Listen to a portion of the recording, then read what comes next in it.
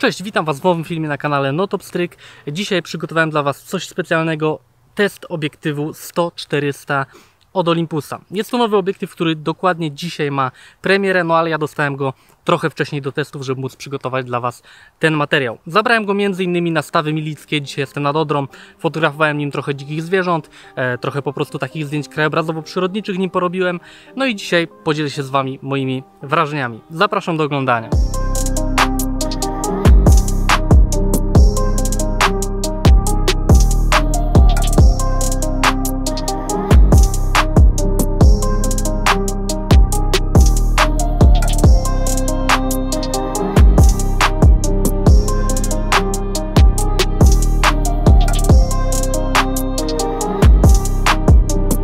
Sam obiektyw jest uniwersalnym, długim zoomem, ma zmienne światło od 5 do 6,3.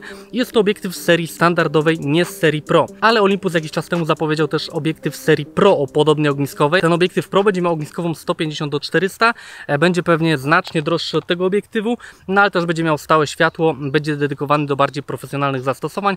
Ten jest dedykowany do bardziej podstawowych użytkowników, ale nie tylko, jak też dowiecie się z tego materiału spokojnie, naprawdę wysokiej jakości zdjęcia jesteśmy w stanie za pomocą tego obiektywu wykonać. Na początek zajmiemy się obudową. To, na co na pewno trzeba zwrócić uwagę, to niesamowicie małe gabaryty tego obiektywu oraz niska waga. Obiektyw, jeśli zdejmiemy z niego mocowanie do statywu oraz dekielki i osłonę przeciwsłoneczną, waży tylko 120 kg. Jeśli chodzi o wielkość, przypomina on trochę obiektyw 300 mm Pro od Olympusa. Bez problemu jesteśmy w stanie taki obiektyw zabrać ze sobą gdzieś w góry, w podróż, a jeśli wiecie mniej więcej jak wyglądają obiektywy 600 albo 800 mm pod pełną klatkę, no to zdajcie sobie sprawę, że to są ogromne obiektywy, na które musimy mieć osobną walizkę albo cały plecak i nie ma mowy, żeby z nimi sobie swobodnie podróżować, a to jest obiektyw w przeliczeniu na pełną klatkę 800 mm, jest on takiej wielkości, a kiedy zdejmę z niego osłonę, zobaczycie jaki on jest mały. No i tutaj pojawiają się zalety właśnie systemu Micro 4/3. Przez to, że mamy mniejszą matrycę, no to cała optyka również może być mniejsza i faktycznie jest to świetny system dla kogoś, kto chce jak najbardziej zmniejszyć wagę i gabaryty swojego sprzętu. Omówienie obudowy zaczniemy sobie od osłony przeciwsłonecznej. Jest to taka standardowa osłona przeciwsłoneczna z tworzywa sztucznego, ale co ważne, pasuje ona też do obiektywu 40-150 Pro, więc jeśli nie przepadacie za tą składaną osłoną z 40-150, to możecie tą z tego obiektywu wykorzystać. Sam obiektyw jest wykonany z tworzywa sztucznego, jest to takie same tworzywo, jakie w innych standardowych zoomach od Olympusa, na przykład 12-200 albo nowy 14-150.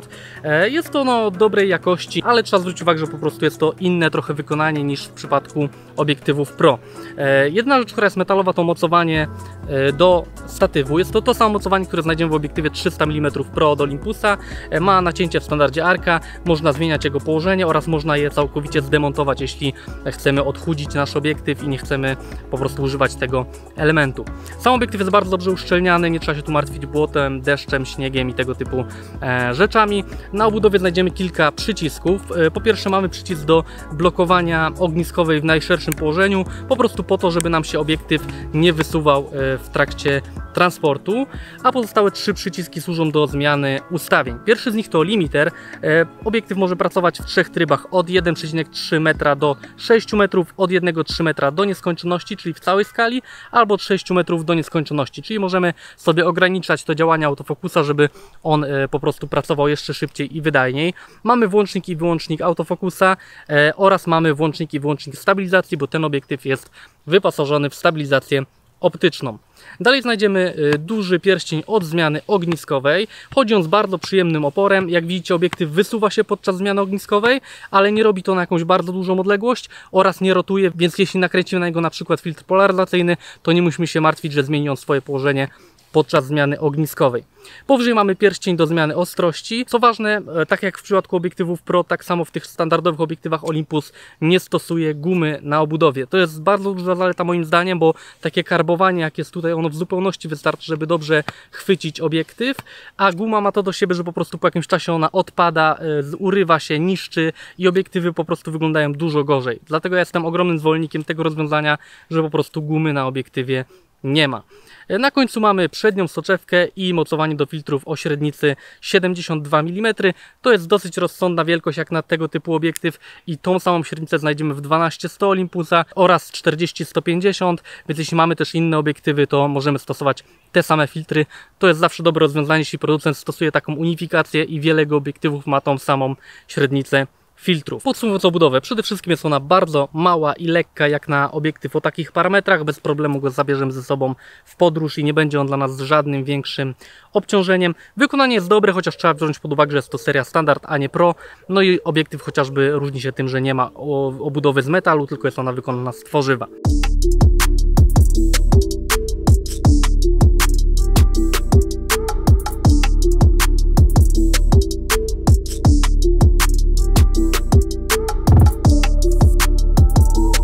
Przechodzimy teraz do użytkowania samego obiektywu i tu chciałem omówić kilka ważnych kwestii. Po pierwsze stabilizacja. Tak jak Wam mówiłem, obiektyw jest wyposażony w stabilizację optyczną.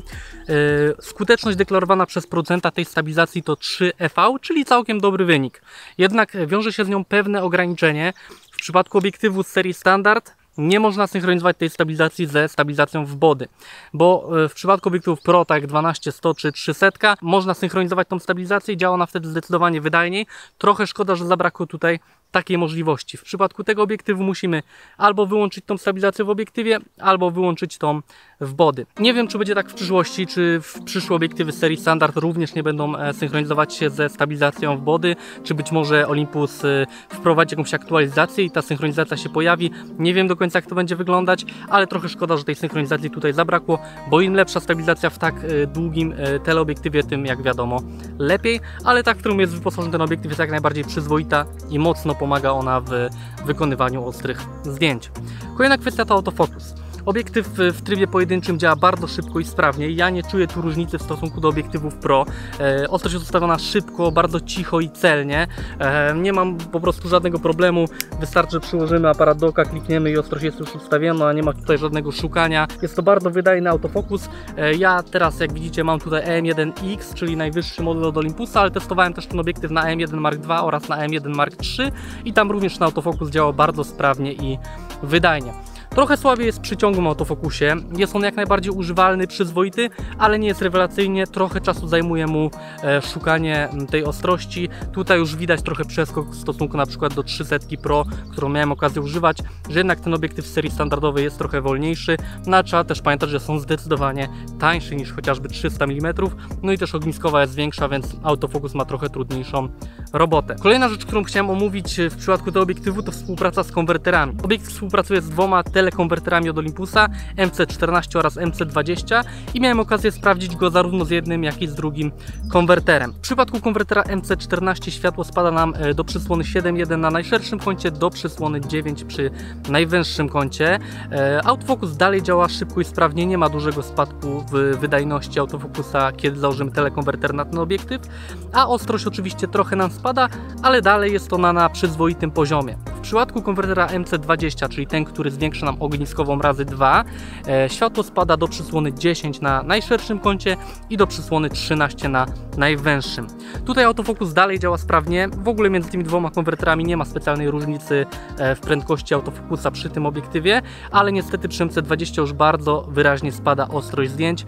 No musimy wziąć pod uwagę, że wtedy mamy ogniskową 800 na mikro 4.3, czyli aż 1600 na pełną klatkę. Jest to już ekstremalna ogniskowa, która nie dość, że wymaga już stosowania statywu, bo stabilizacja sobie nie radzi z tak dużym przybliżeniem, no to wymaga naprawdę ogromnej ilości światła, no bo mamy przysłonę 13, no i nadal ta ostrość tych zdjęć, nawet jeśli spełnimy te warunki, no pozostawia sporo do życzenia, więc raczej przy tym obiektywie polecałbym stosować konwerter MC14, MC20 już do takich bardzo specyficznych zastosowań, gdzie zależy nam na bardzo ogromnym przybliżeniu, ale już niekoniecznie na takiej perfekcyjnej ostrości zdjęć. Teraz przechodzimy sobie do Lightrooma, tam omówimy sobie kilka zdjęć, które tym obiektywem wykonałem i powiem Wam, co sądzę o jakości zdjęć, które jesteśmy w stanie wykonać tym szkłem. Jesteśmy już w Lightroomie, tutaj na przykładzie kilku zdjęć sprawdzimy sobie jakość z tego obiektywu. Pamiętajcie, że zdjęcia, które Wam tutaj pokazuję, są to surowe rawy.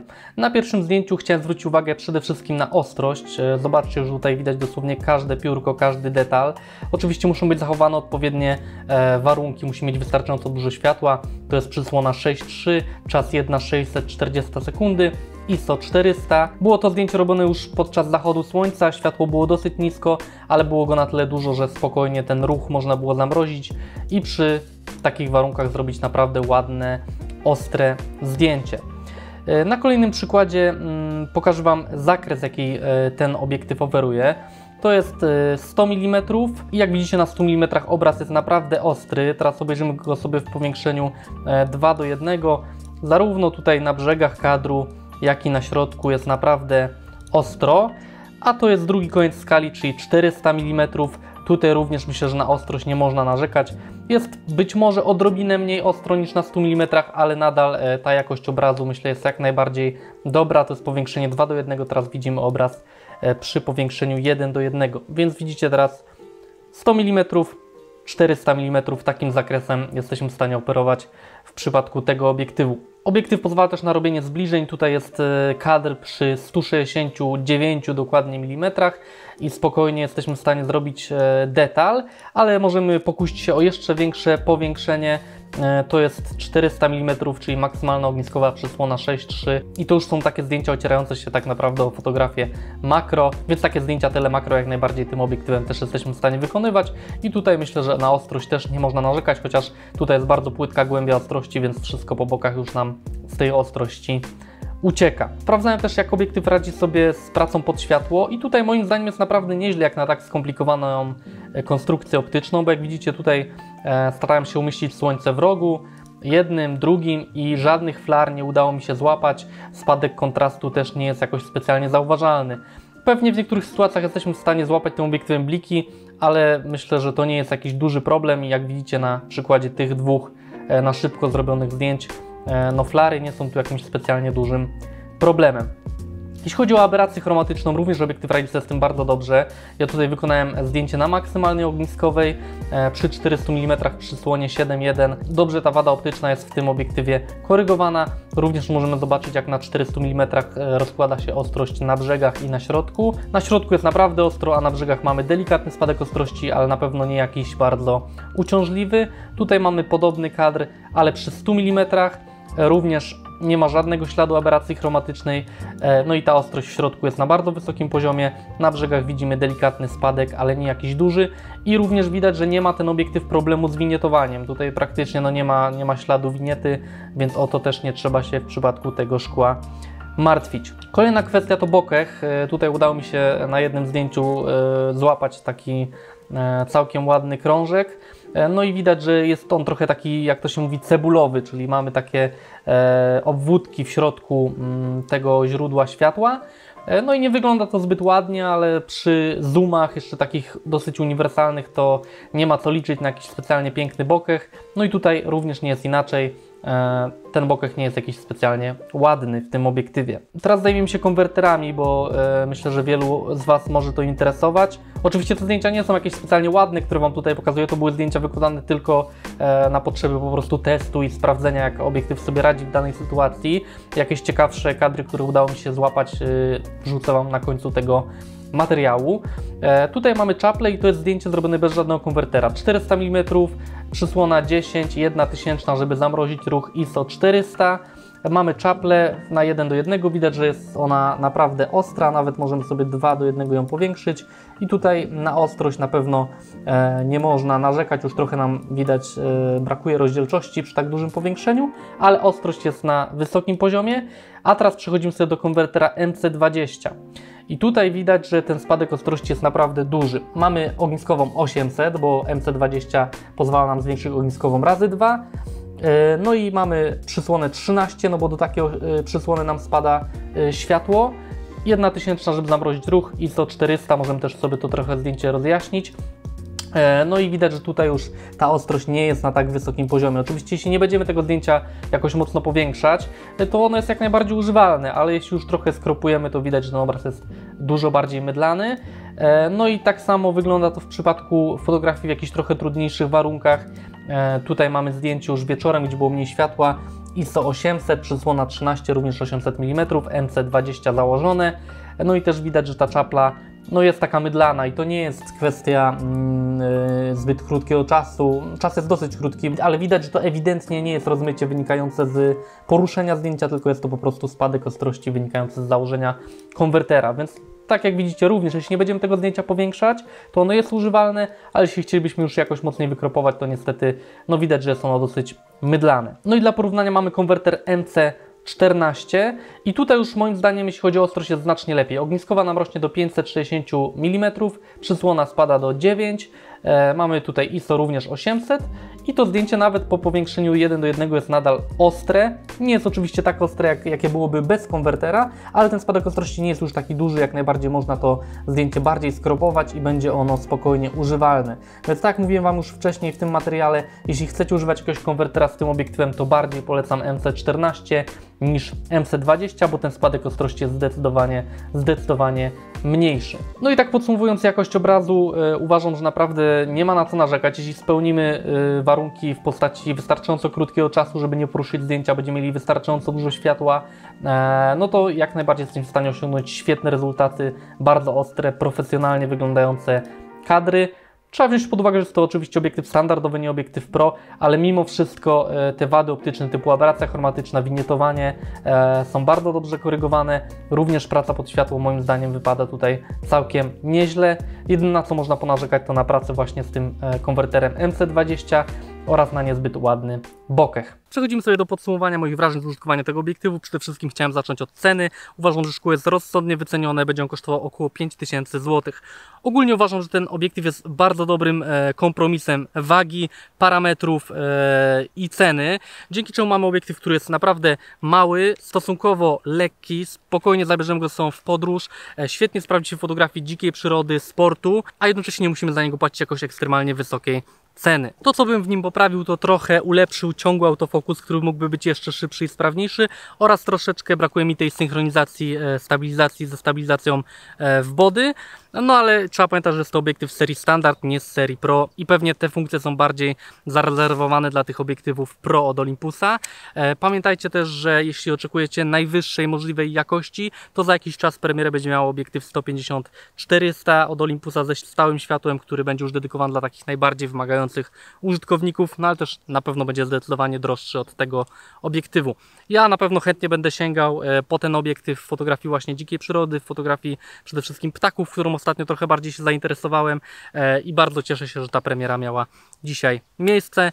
Was zapraszam tradycyjnie do zasubskrybowania naszego kanału. Tutaj na dole wyświetlą Wam się linki do mojego Instagrama i Facebooka oraz do Instagrama i Facebooka Notopstryka. Zajrzyjcie na nasze fanpage. Ja na swojego Instagrama na pewno będę wrzucał zdjęcia, które udało mi się tym obiektywem ostatnio wykonać. Widzimy się niedługo w kolejnych filmach. Do zobaczenia. Cześć!